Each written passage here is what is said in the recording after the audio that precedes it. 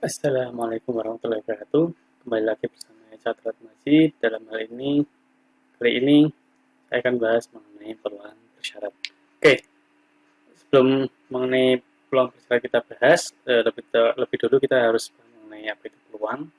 Saya kira peluang cukup simpel, tapi kita perlu tahu yang namanya ruang sampel. Dalam hal ini, ruang sampel adalah ruang di mana segala kemungkinan nilai luaran dari sebuah variabel yang kita ukur itu keluar. Misalnya kalau dalam pelemparan koin, ruang sampelnya itu menghasilkan nilai head dan tail.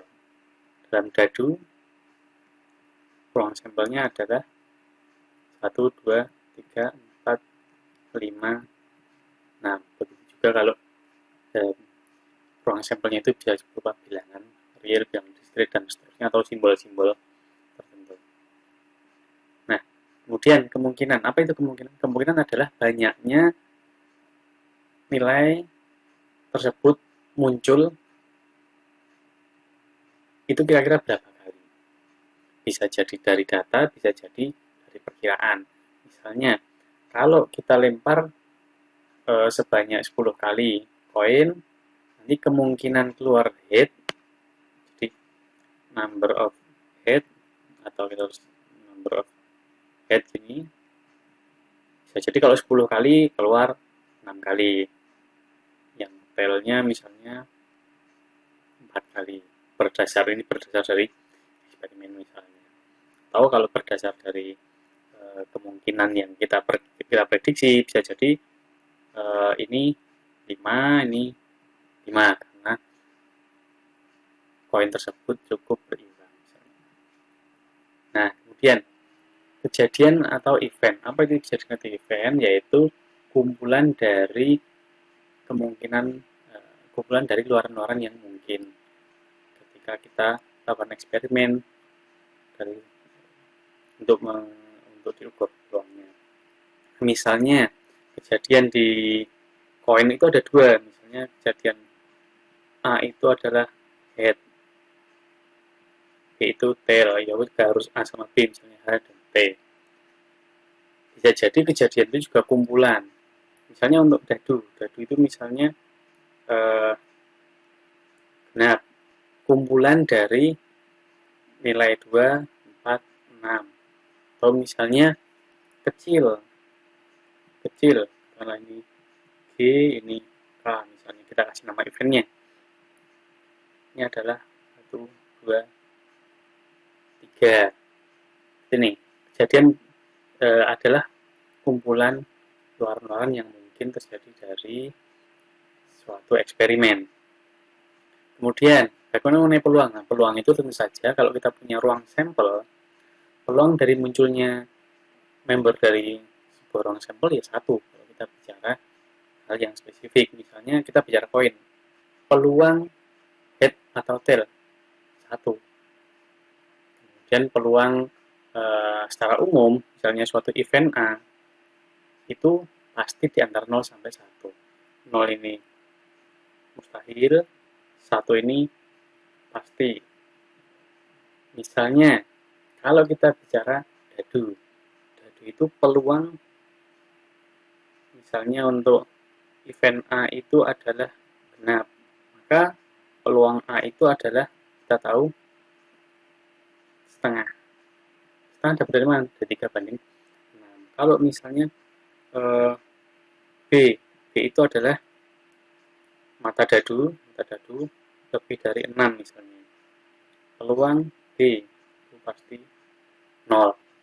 Nah, kemudian ketika bicara peluang, kita juga ketika ada dua kejadian itu bisa jadi independent event. Kejadian yang dua buah kejadian itu saling tidak berhubungan. Misalnya, kalau kita bicara mengenai lempar dadu misalnya, sama lempar koin. Nah, lempar dadu sama hasil dari dadu sama koin itu tidak ada hubungannya sama. Maka, misalnya A ini adalah koin yang head, kemudian B ini adalah dadu genap, maka dua ini independen, nggak ada hubungannya sama sekali. Maka peluang koin sama dadu ini, kita bisa cari peluang totalnya. Peluang A dan B itu beririsan, itu ya A dan dikalikan dengan B. Tentu saja misalnya setengah dikalikan setengah, yaitu 1/4.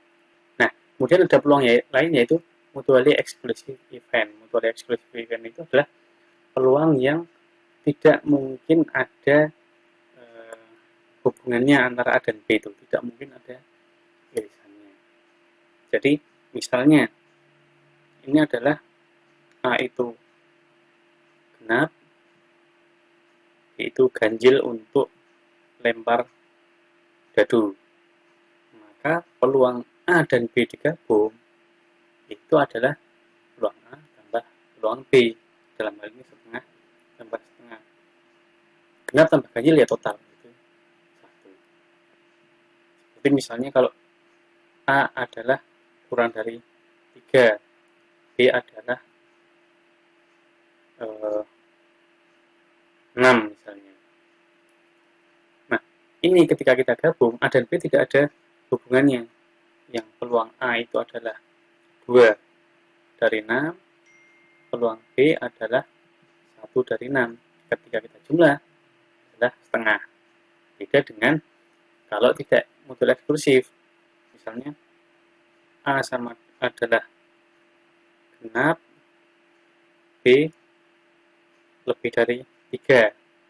Ini tidak mutually eksklusif. Nah, bagaimana kalau kejadian A dan B itu berhubungan? Misalnya kalau kita bicara penyakit, misalnya orang kena hujan kemudian mengakibatkan flu.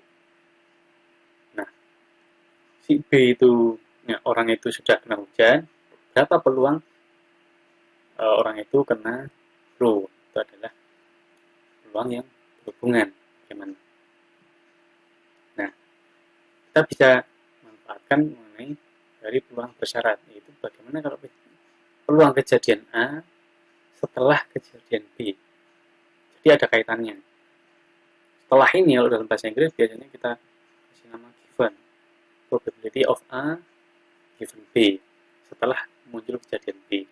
Dalam arti ini muncul ini bisa jadi memang secara kronologis berurutan B dulu baru A, atau bisa jadi yang diketahui dulu itu B, yang diketahui dulu itu B, kemudian berapa peluang A. Jadi setelah itu dalam artian diketahui peluangnya. Nah, kita bisa rumuskan, kita bisa tuliskan peluang A given B ini adalah PA garis miring garis tegak B, PA setelah B, PA given B. Nah, kita bisa, kalau kita memiliki diagram Venn atau datanya, PA given B itu adalah PA irisan B dibagi PB. Nah, ini misalnya saya punya data seperti ini, data suhu dan kelembaban. Ini data selama 24 jam.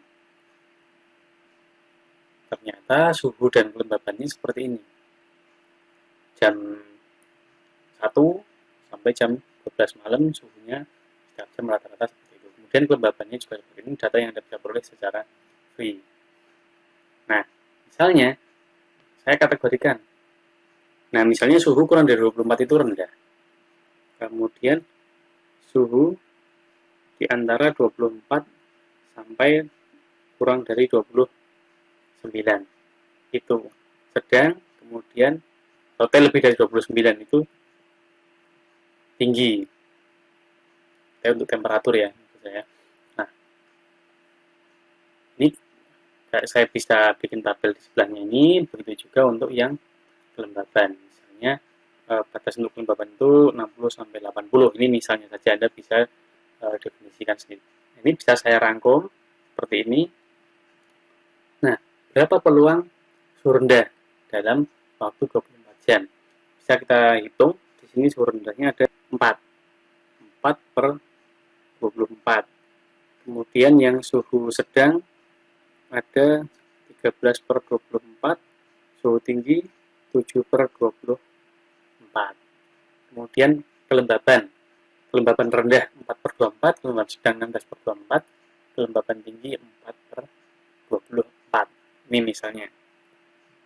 Nah, kemudian bagaimana kalau kita hitung peluang suhu rendah given kelembaban tinggi? Ini bagaimana?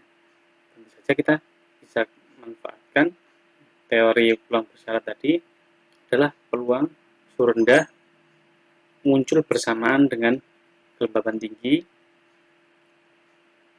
dibagi peluang kelembaban tinggi. Nah, suhu rendah dan kelembaban tinggi muncul bersamaan berapa? Ini hanya ada satu yang suhu rendah dan kelembaban tinggi. Artinya 1 itu 1/24. Sedangkan peluang kelembaban tinggi 4/24. Sehingga ini total peluangnya adalah 1/4. Berapa peluang suhu rendah ketika diketahui kelembabannya tinggi? Ternyata peluangnya hanya 1/4. Ini fokusnya pada kelembaban tinggi sebenarnya. Jadi dari data ini kita bisa lihat dari 4 data ini ternyata hanya satu yang mengandung suhu rendah. Secara maknanya seperti itu. Bagaimana kalau kita mau cari tahu kebalikannya?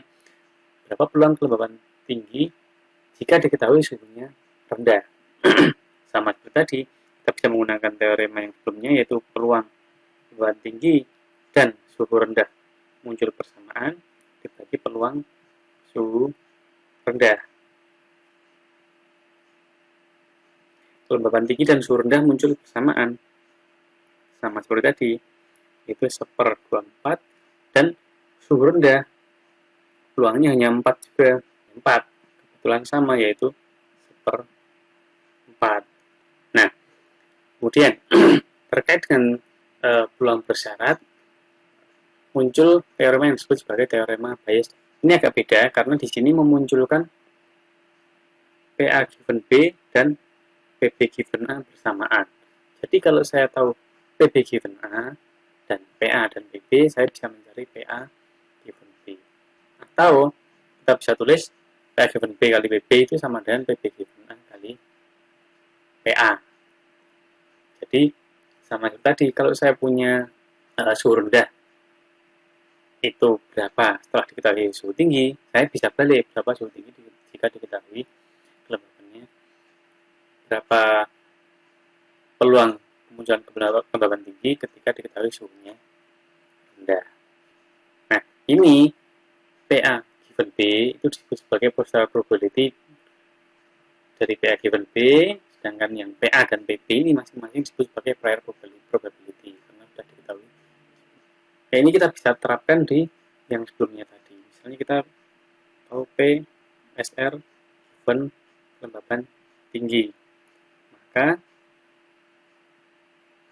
kita bisa cari tahu dari P kelembaban tinggi given SR dikalikan P suhu rendah dibagi P kelembaban tinggi. Ini tadi adalah 1/4, yang ini adalah 4/24, yang P kelembaban tinggi ini adalah 4/24 juga, ketemunya adalah 1/4. Misalnya, kita tahu peluang dari A, kemudian kita tahu peluang dari B given A dan given bukan A. Nah, berapa peluang B saja? Ini artinya kalau di tabel yang tadi kita hanya tahu data yang komplit itu suhu saja, kelembabannya tidak komplit. Nah, kita bisa memanfaatkan teorema peluang total untuk mencari PB. Nah, dasarnya adalah B itu adalah gabungan dari B irisan A dengan B irisan bukan A. A dan irisan A itu kan dia komplement. Jadi kalau irisan A digabung dengan irisan bukan A, berarti sama saja irisan B. Nah, menggunakan teorema Bayes, B irisan A Itu sama saja PB given A dikalikan PA tambah PB given not A dikalikan PA. Ini berlaku untuk 2 maupun untuk 3. Syaratnya adalah A dan not A ini dia mutual eksklusif. Misalnya saya punya P B given A1, P B given A2, P B given A3. Nah, kalau A1, A2, A3 ini mutual eksklusif, ini bisa digabungkan di sini asal B-nya itu terhubung dengan ketiganya di sini. Nah, misal kita di sini tadi. Nah, kita sudah punya data berapa kemunculan suhu dan kelembapan masing-masing rendah, sedang, dan tingginya. Nah, kalau kita hitung, misalnya kelembapan sedang saja, kita fokus pada kelembapan sedang. Di suhu rendah, muncul kelembapan sedang itu cuma 3 kali. Di suhu sedang, kelembapan sedangnya muncul 10 kali. Itu juga ketika suhu tinggi, kelembapan sedangnya 3 kali misalnya. Kita punya data seperti ini. Jadi kita punya datanya itu suhu, kemudian setiap muncul suhu berapa kelembapan ketika sedang. Tidak punya full data kelembapannya. Nah, kita bisa dapatkan berapa peluang suhu rendah, suhu sedang, suhu tinggi dari yang tadi. Ini datanya. Nah, kemudian kita tahu dari sini, dari data ini, kita bisa dapatkan berapa kelembapan sedang ketika suhu rendah. Hanya ada 3 dari 4 sini. 3 per 4. Kelembapan sedang ketika suhunya sedang. Ada 10 per 13 kelembapan sedang. Ketika suhu tinggi ada 3 per 7. Nah, ini kita mulai dari sini, atau sebenarnya kita tidak dapat data komplit itu, tapi setiap suhu rendah dihitung berapa kali keluar sedang. Jadi hanya 4 kali suhunya rendah. Dari 4 itu keluarnya 3 di antaranya adalah sedang. Itu juga yang ketika suhu sedang. Dari 13 kemunculan sedang itu ada 10 yang suhunya rendah. Nah, maka ini bisa kita gunakan teorema peluang total, peluang kelembapan sedang jika diketahui suhu rendah, kalikan peluang suhu rendah, tambah peluang kelembapan sedang ketika suhu sedang, peluang suhu sedang, tambah peluang kelembapan sedang ketika suhu tinggi, dikalikan dengan peluang suhu tinggi. Ini hasilnya adalah kelembapan sedang ketika suhu rendah tadi adalah 3 per 4, di sini adalah 4 per 24, kemudian kelembapan sedang ketika suhu sedang adalah 10 per 13, ini 13 per 24, ditambah dengan kelembapan sedang ketika suhu tinggi, itu ada 3 per 7 dari 7 per 24. 3 per 24 tambah 10 per 24 tambah 3 per 24 sama dengan 16 per 24. Nah, kita bisa cek kembali ke data ini, berapa peluang suhu sedang secara keseluruhan. Kita bisa hitung di sini, 1, 2, 3, 4, 5, 6, 7, 8, 9, 10, 11, 12, 13, 14, 15, 16. Ada 16 per 24, sesuai dengan perhitungan kita ini. Oke, jadi itu pemanfaatan teori peluang total untuk menghitung peluang sebuah kejadian jika diketahui peluang bersyarat yang lain. Oke, saya kira sekian untuk kali ini. Sampai jumpa di lain waktu. Terima kasih. Selamat